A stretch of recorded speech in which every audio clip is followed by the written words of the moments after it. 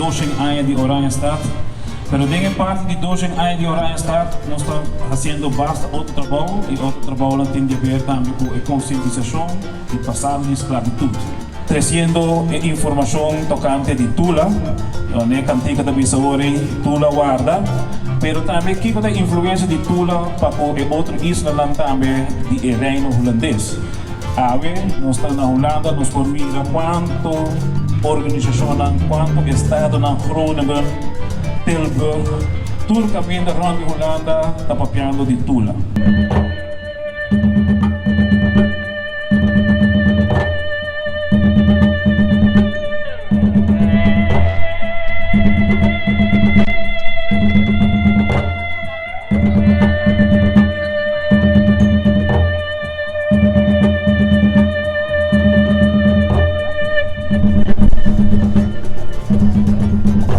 Dia 17 de Augustus 2010, gobierno arrehatá Tula y quiere hombre y gobierno con alichamiento y naturalmente tiene que hubo información tocante Tula. Y te recomendar este película Tula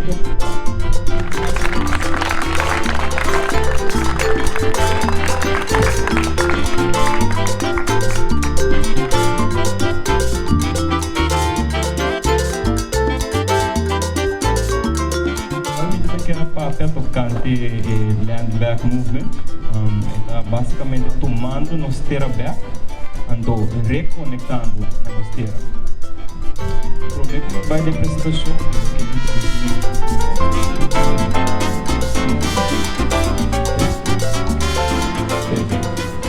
quem me dá, meu nome é Nigel Maduro, me dá indígena caqueteo, minha raiz também é de rancho, começa muito rancho. Permalando na Casa de Pueblo Norte. Me dá científico de sustentabilidade. Me especializado em conservação de biodiversidade, direito de gente indígena.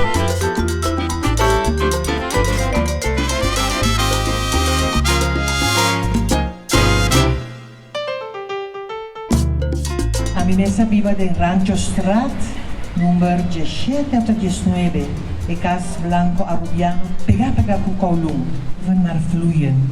Mijn hart is woordenvol. Zie het licht in de ogen gloeien, maar met mijn glas nog half vol.